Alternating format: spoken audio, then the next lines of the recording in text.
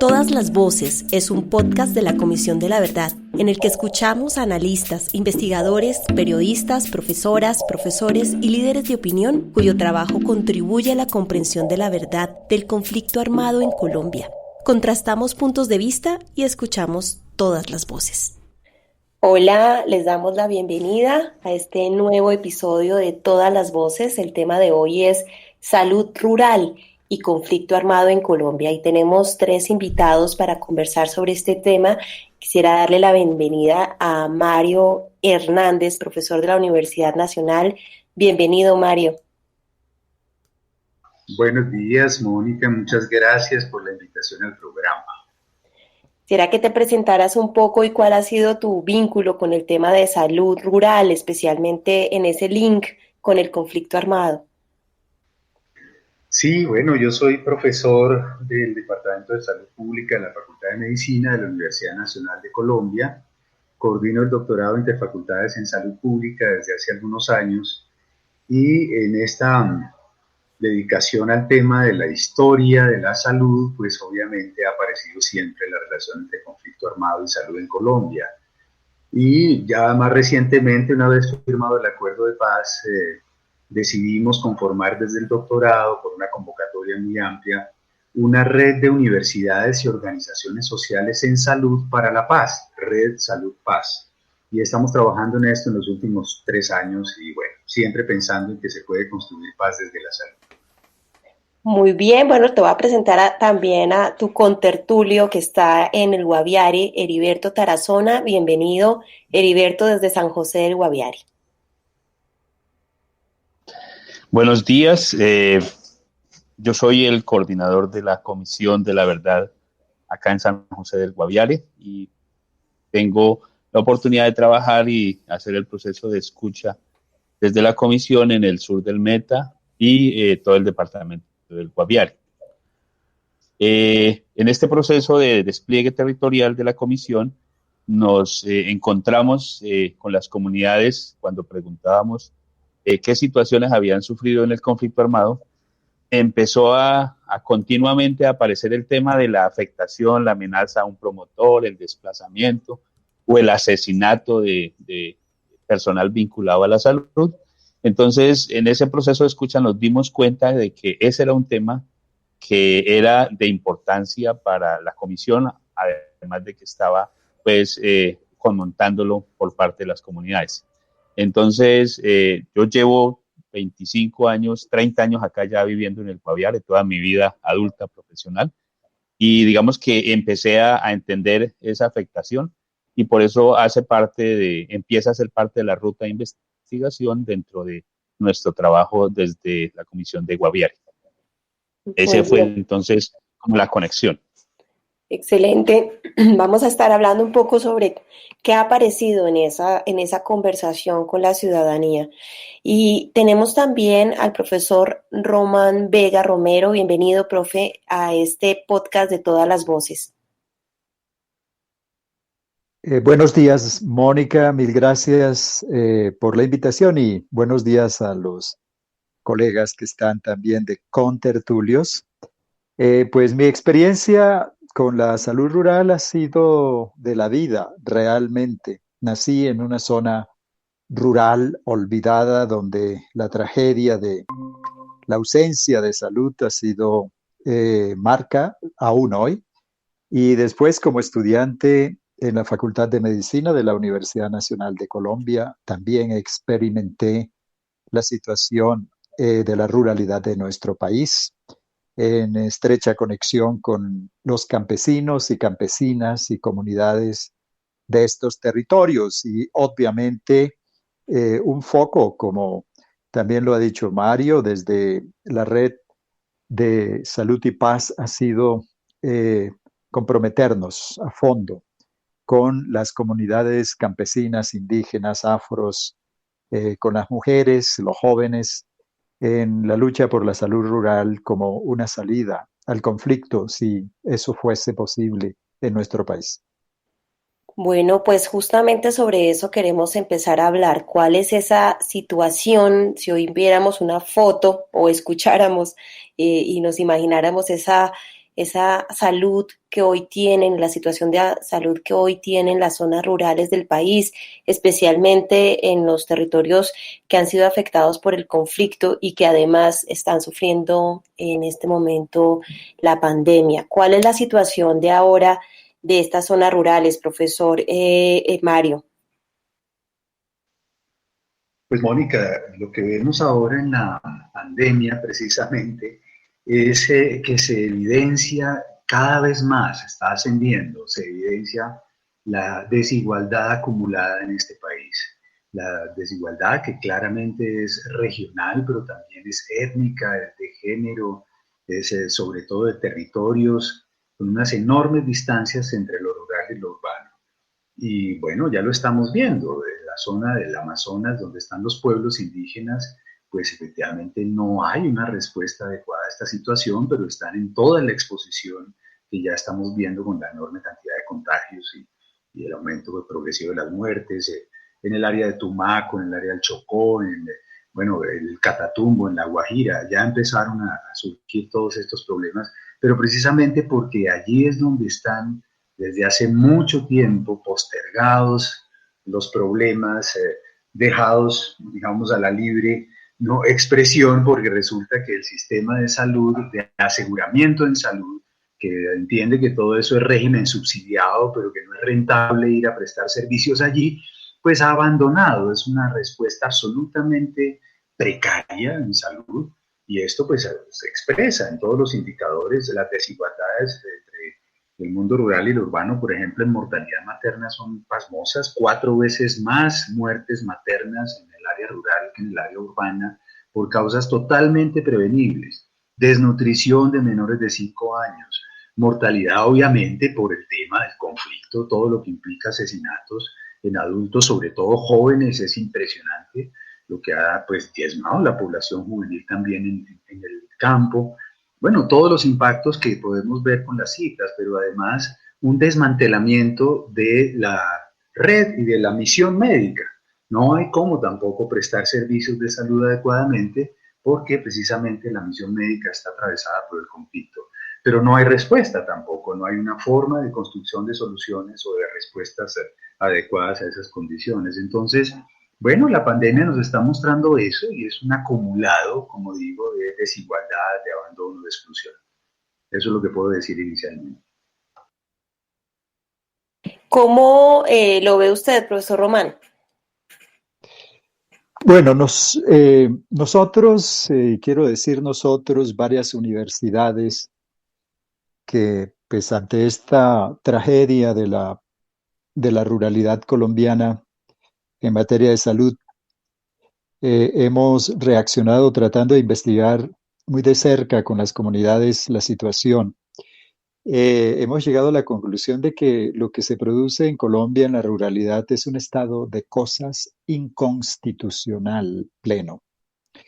Y ello lo es por razones muy, muy complejas, muchas de ellas por el abandono histórico, por problemas no resueltos a nivel rural que impiden que pues, las comunidades puedan construir condiciones de buen vivir, de bienestar. Por ejemplo, la pobreza es muy grande y esa pobreza se expresa en la ausencia de agua potable, de acceso a alimentación adecuada, se expresa en la carencia de alcantarillados, de control de vectores, de una cultura de la salud muy, muy difícil, digamos, en todos los actores de los territorios rurales.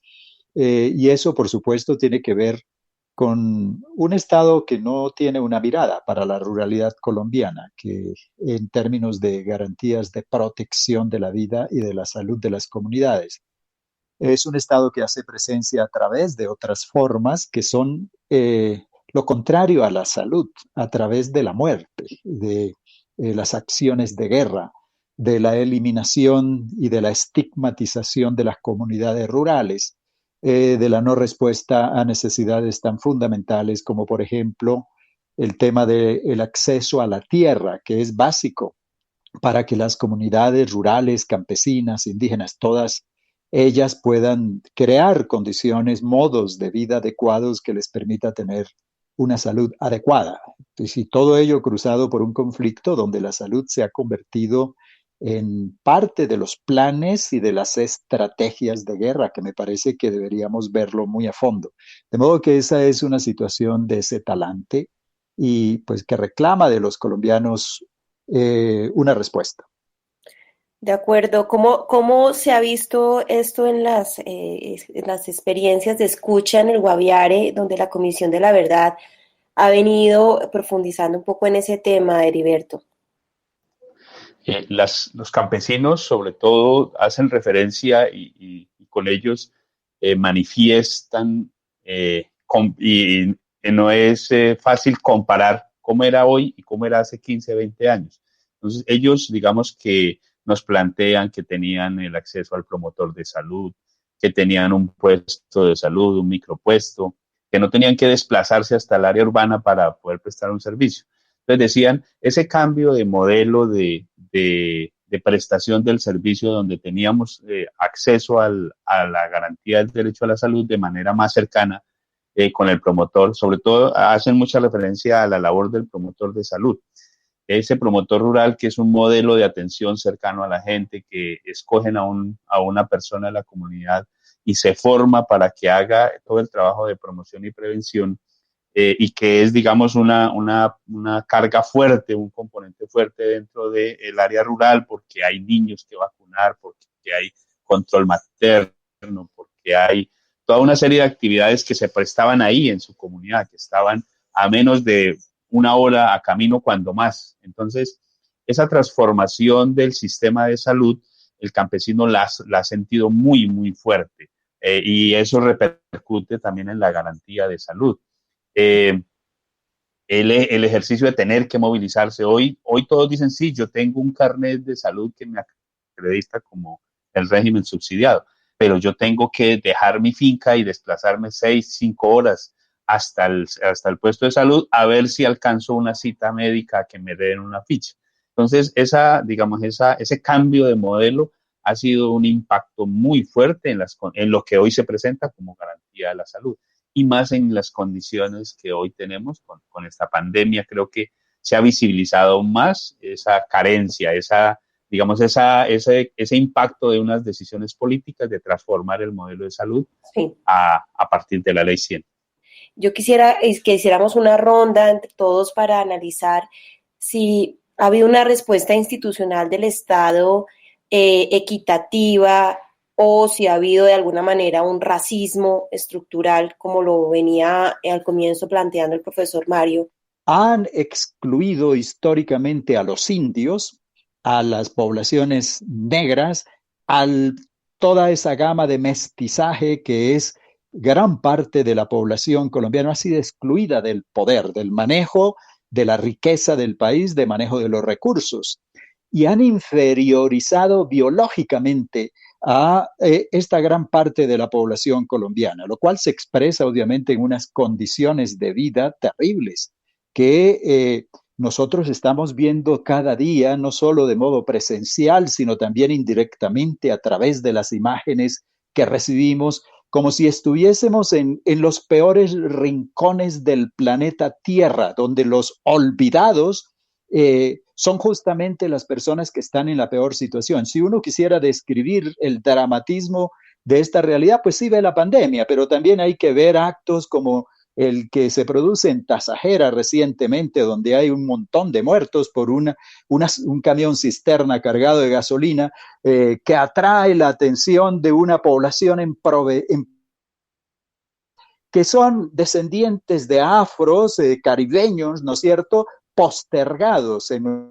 Ese es un racismo estructural que penetra la mente y que penetra las decisiones políticas en materia económica, en materia social y en materia cultural en este país. Yo creo que eso es cierto y eso se refleja obviamente en la salud de estas poblaciones.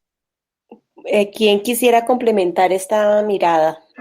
Sí, yo creo que eso es importantísimo que lo hagamos muy evidente, porque es como un traslapamiento, digamos, ¿no? De procesos de exclusión simultánea que tiene que ver con la forma como se ha venido desplazando a la población indígena, a la población afro, a la población campesina, mestiza, se les ha venido cada vez más arrinconando, mientras se les ha quitado la tierra, es un despojo sistemático y esto de entrada impone una serie de barreras para la buena vida, para el buen vivir, como lo llaman precisamente los pueblos indígenas. Aquí hay un asunto sistemático, pero además de esto, la lógica del sistema, que yo quiero insistir en eso porque parece que fuera simplemente que el Estado abandonó. No es exactamente eso, sino que el Estado se retiró de la provisión directa de servicios de salud en particular. Tal vez las escuelas todavía más o menos son de carácter público, pero transformó completamente los hospitales públicos en unas empresas competitivas que le venden servicios a unos intermediarios llamados EPS que manejan los recursos públicos que damos todos y todas para la salud. El régimen subsidiado dice la gente, no, es que ese es un regalo del Estado, es gratis. No, nada es gratis, esto es recursos públicos concentrados en el nivel nacional que se le entregan a unos intermediarios llamados EPS que reciben sagradamente un valor por persona y tienen la plata en sus arcas, ¿no? Pero finalmente no prestan los servicios, al contrario, cada vez más lejos de la gente, pues producen unas barreras de acceso maravillosas que hacen que no se gasten la plata y tengan más utilidad. Así de sencillo.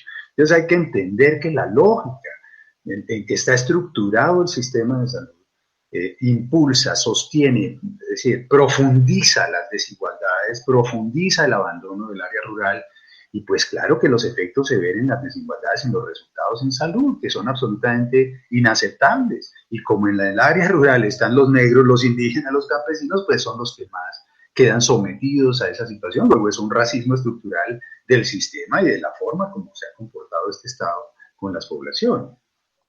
De acuerdo. Yo quisiera, Heriberto, preguntarte de todas maneras ya sobre esa respuesta comunitaria ante el abandono, ante la falta de acceso. Tú mencionabas antes la figura de las promotoras de salud, de los promotores de salud, que han sido una respuesta comunitaria en las zonas rurales para tratar de dar una respuesta casi de primeros auxilios a sus comunidades, pero que también sufrieron durante el conflicto armado. ¿Por qué no explicamos un poco más esta figura de las promotoras, que creo que muchas fueron mujeres y han sido mujeres, y cómo también fueron afectadas o han sido afectadas por esta situación de la guerra? El promotor de salud era una figura que, como decía antes, estaba presente y era parte de la extensión de esa previsión del servicio de salud. Y digamos que las comunidades vieron afectada esa prestación de salud con ocasión del conflicto armado cuando empieza a ser objeto de amenazas y persecuciones. Tengo acá un texto de que hicimos en un proceso de investigación con ANTOC y nos han compartido un documento donde hay un oficio de parte de una promotora de salud donde le pide y le presenta el caso a la institución diciendo que he escuchado muchas versiones de que si doy papaya me matan.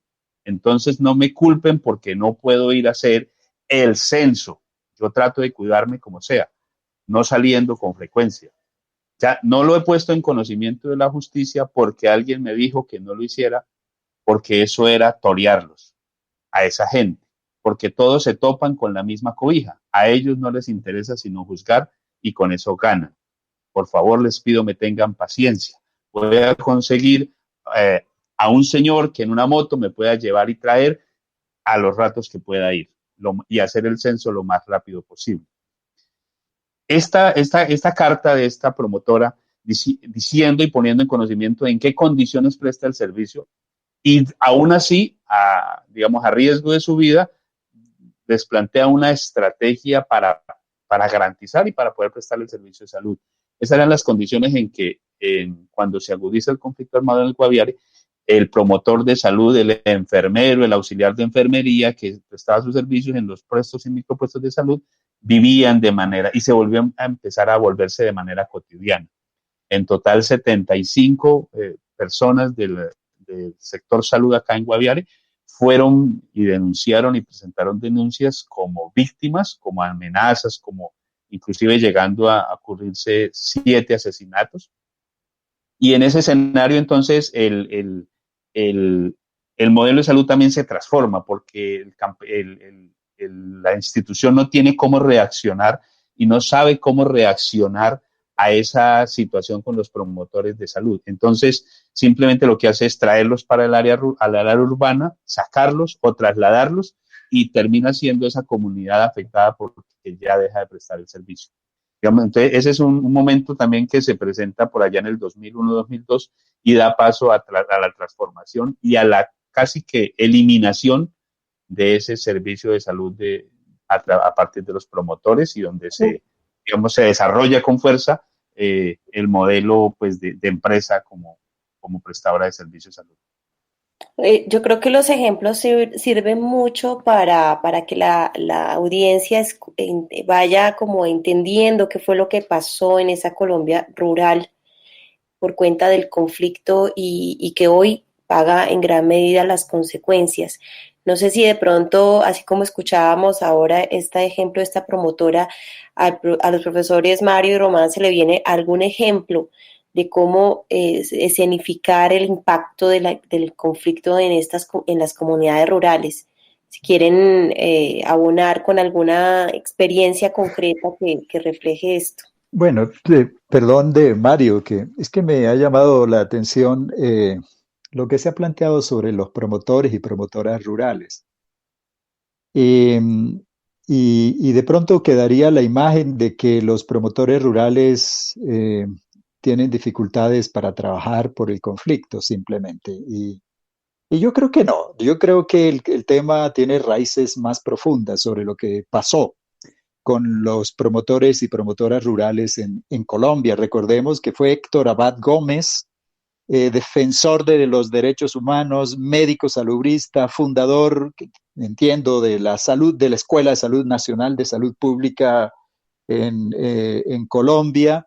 Fue él uno de los primeros en hacer la experiencia con los promotores y promotoras rurales en salud en Colombia. Bajo su liderazgo incluso hubo en los años 70, 80 más de 5,000 promotores, generalmente mujeres, rurales en este país. Cuando se comenzó a poner en práctica la atención primaria en salud luego de la proclama de Alma Ata de 1978 en una asamblea mundial de la Organización Mundial de la Salud.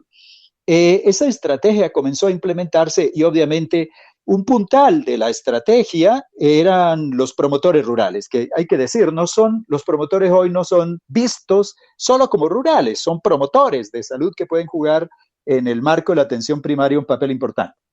Pero como ha dicho Mario muy claramente, la Ley 100 no solo ha impedido que haya prestación de servicios de salud pública y prestación de atención médica en las zonas rurales, porque ha desmantelado todo el sistema de salud, sino que destruyó la atención primaria en salud en Colombia. Y eso hay que decirlo muy claramente. Y con la destrucción de la atención primaria en salud en Colombia, destruyó a los promotores rurales. Hay estudios muy bien hechos, casos, por ejemplo, ahí en Antioquia, en el municipio de Los Andes, donde las promotoras y quienes guardan la memoria histórica, demuestran cómo fueron destruidos institucionalmente bajo las decisiones adoptadas en el marco de la política de salud que prefigura la Ley 100 y la Ley 1122 y la Ley 1438.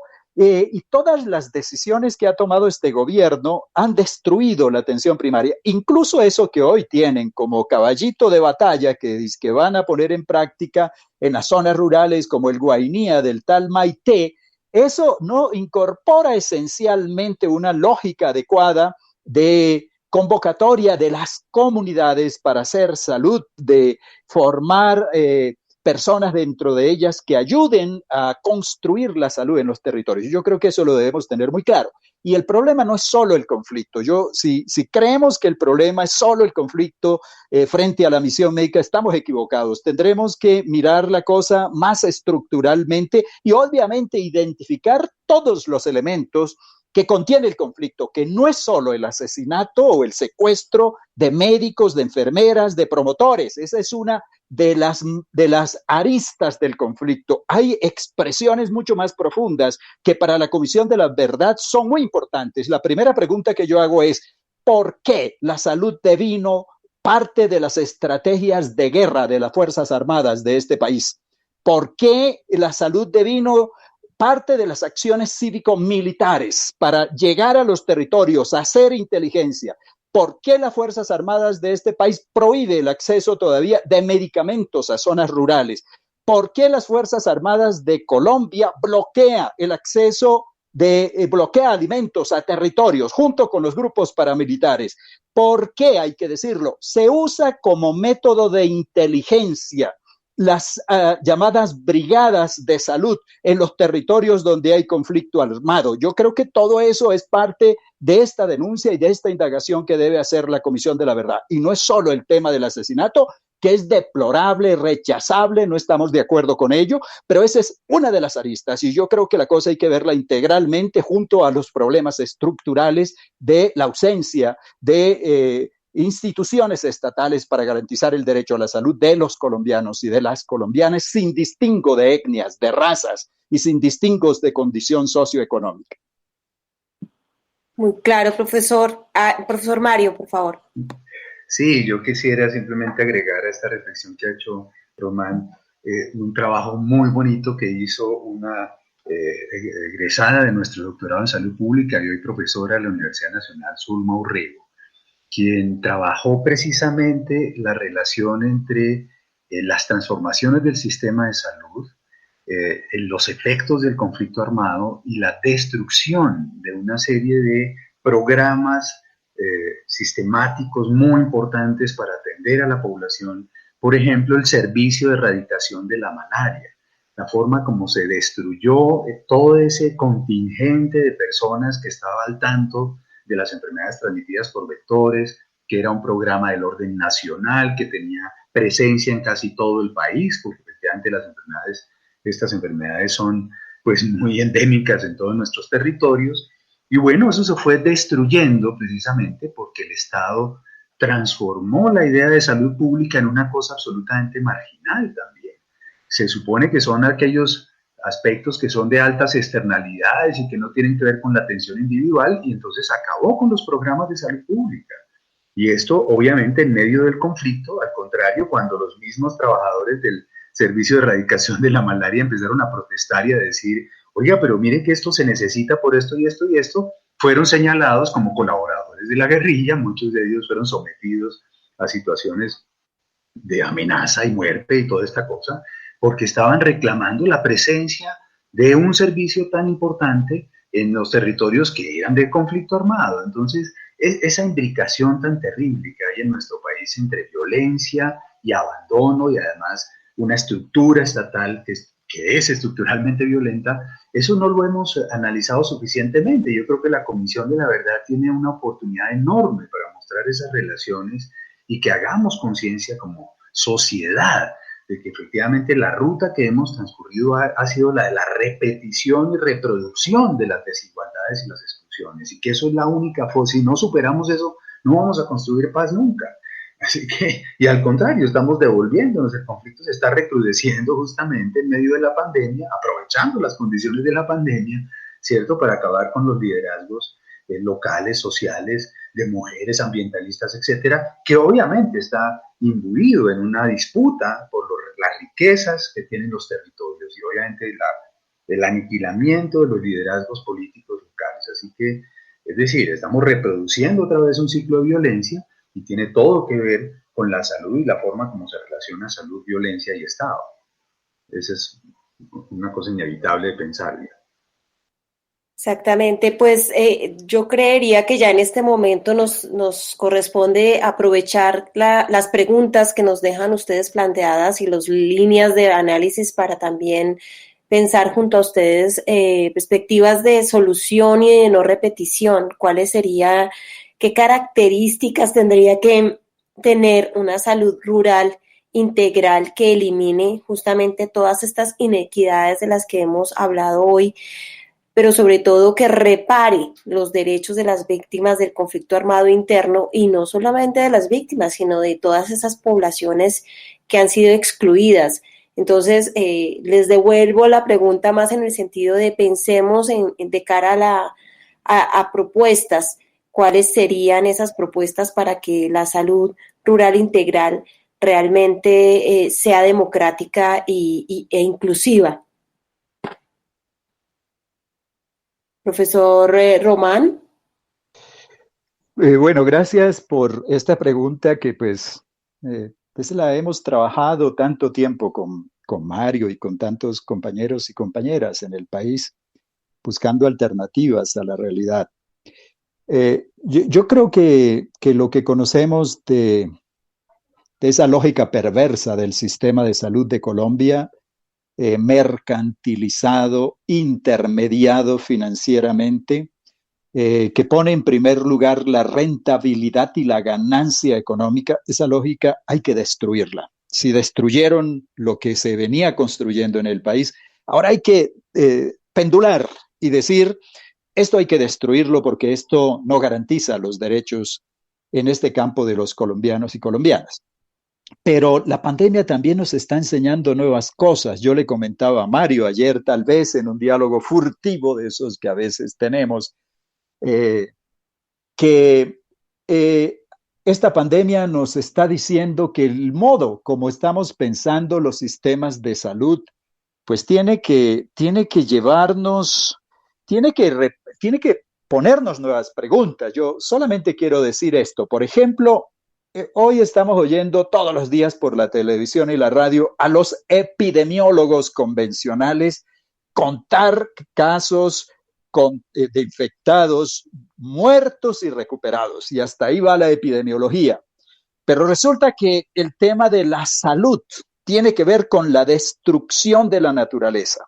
Esta pandemia nos está diciendo que la circulación de virus de seres, de animales a seres humanos, tiene que ver con procesos que se están dando de destrucción de la naturaleza, intensificados de actividades agrícolas, ganaderas, de extractivismo, etcétera, justamente de la ruralidad de este país, de la Amazonía, de estas regiones que son claves en la estrategia de la preservación de la especie humana y los seres vivos. Lo que estamos viendo es que lo que hemos entendido por sistemas de salud puramente antropocéntricos no son la respuesta que el mundo requiere.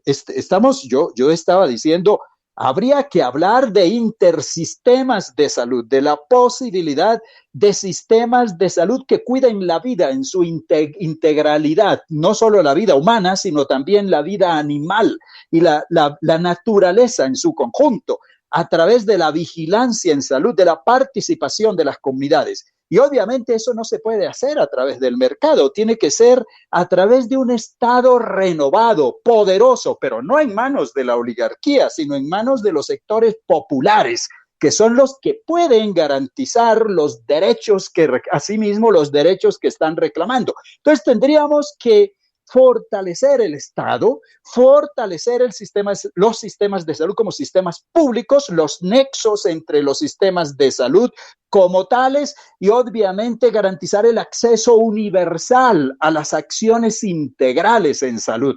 Y yo en eso creo que en la ruralidad colombiana se requiere una concepción de atención primaria en salud que no se refiere a pequeños programitas, inclusive no solo es un tema de promotores, es una concepción integral que una los procesos económicos, los procesos de desarrollo social, las acciones particulares de atención en salud, desde la salud pública, desde la prestación de los servicios individuales, que una todo eso con el cuidado de la naturaleza, todo eso, una estrategia de atención primaria integral que además se integre a la red de atención en salud en los distintos niveles de complejidad y que le dé un rol fundamental de coordinación de la acción en salud en los territorios. Me parece que esa idea es fundamental para repensar los sistemas de salud.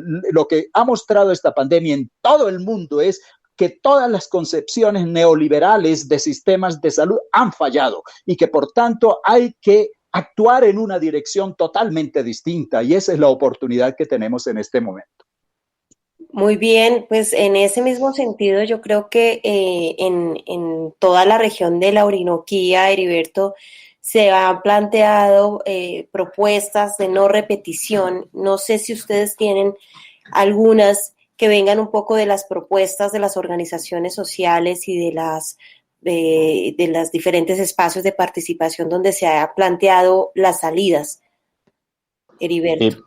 Sí, precisamente en esa lógica que acaba de plantear el profe de la integralidad de la prestación y la garantía de la salud, encontramos en nuestro territorio y en nuestra territorialidad Amazonía y Orinoquía el tema de los pueblos indígenas. Y creo que esa ha sido otra comunidad víctima, digamos, desde estructuras de racismo, como también desde prácticas desarrolladas desde la salud, con respecto a que al no reconocimiento y al no lograr integrar esa cosmovisión y ese sentido de salud. Entonces, acá en Guaviare hay 3 pueblos declarados en riesgo de extinción, y desde la Corte Constitucional ha motivado que se trabaje en la construcción de un modelo de salud para comunidades indígenas. Se ha desarrollado entonces una serie de documentos alrededor de qué debería ser un modelo de salud para el pueblo Jiu, para el pueblo Nucag y para las comunidades indígenas, y por qué no también en este sentido de integralidad y de interculturalidad, tener el elemento campesino como un elemento también central de atender a la comunidad y atender ese modelo de salud. Los Jiu hablan de su modelo de salud desde este elemento. En un documento que recoge su planteamiento, habla cosas como estas.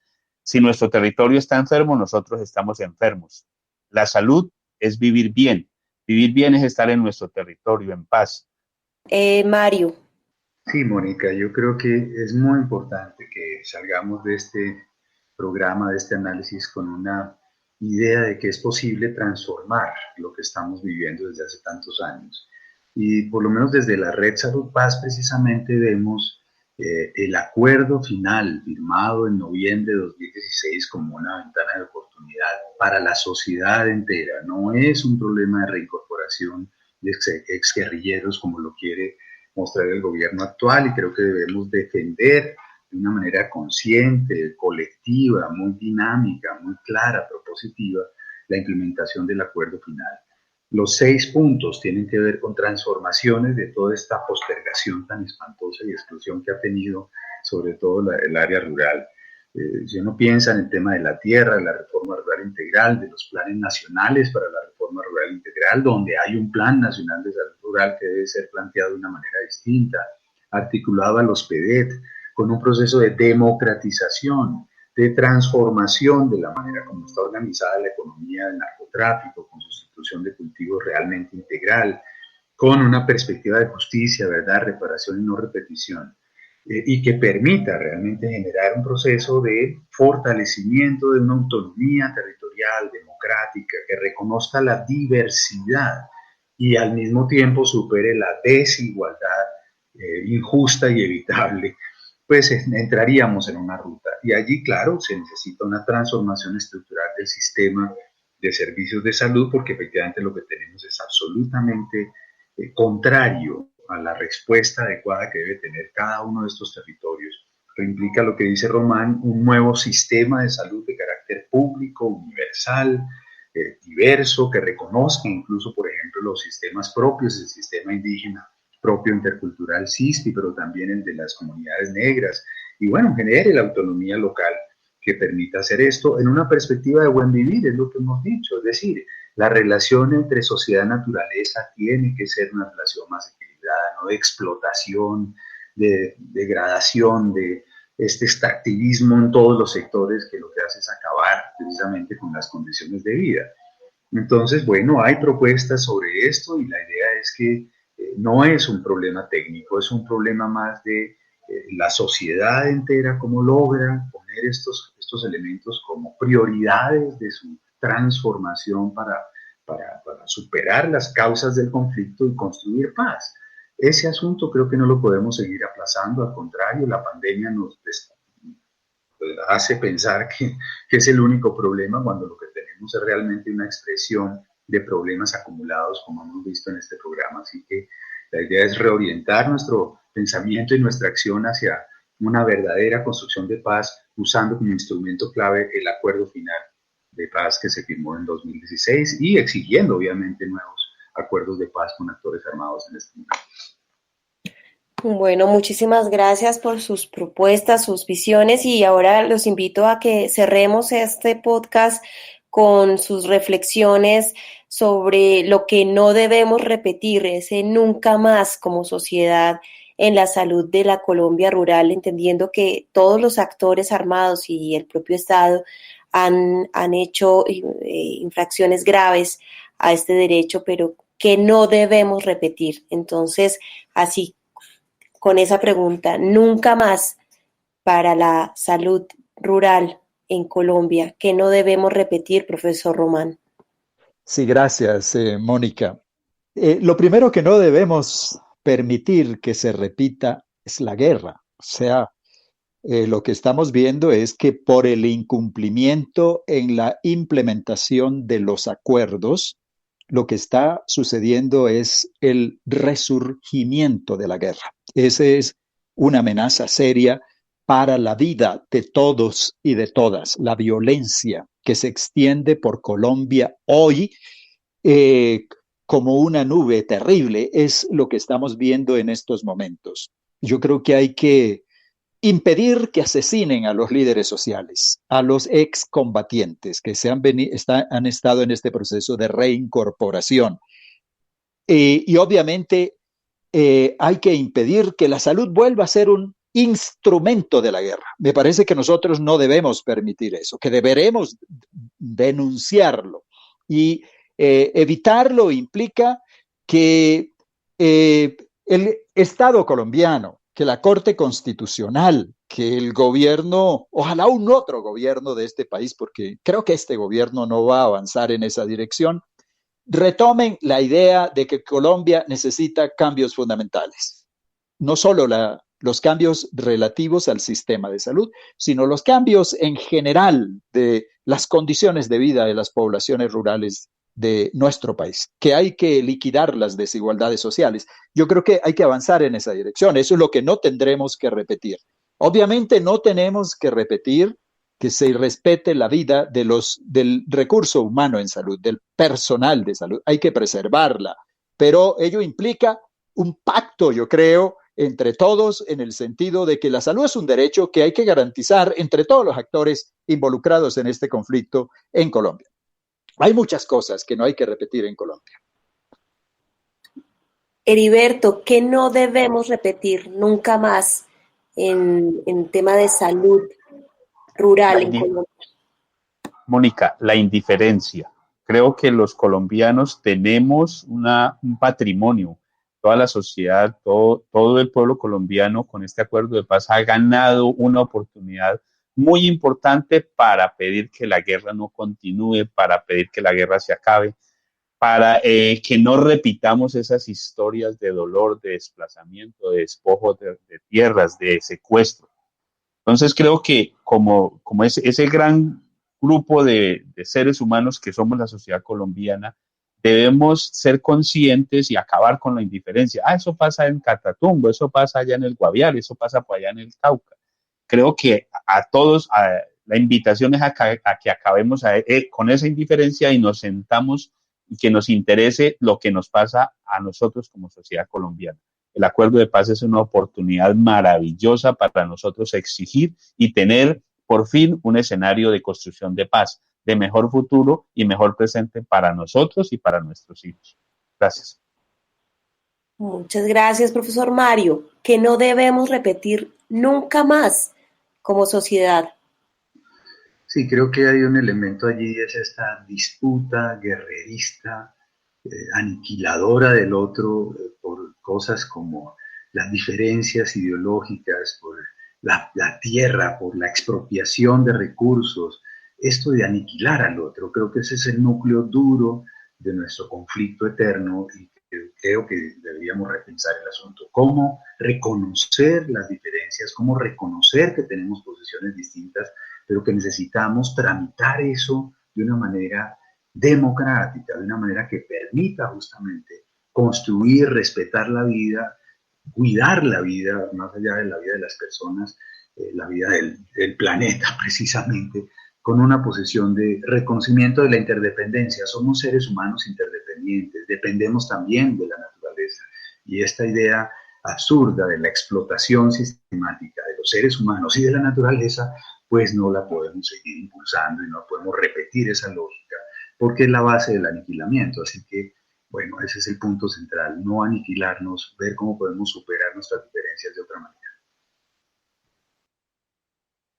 Muy bien, muchas gracias. Y acá también nos escriben en algunos momentos en nuestras redes sociales, han ido diciéndonos en otros espacios que no deberíamos repetir la corrupción que le ha quitado los recursos públicos a la salud rural. Les agradecemos mucho por haber estado en todas las voces y esperamos, bueno, tenerlos de nuevo en nuevas reflexiones sobre estas relaciones entre salud y conflicto en Colombia. Mil gracias, Mónica. Gracias a usted. Gracias. Gracias, Mónica.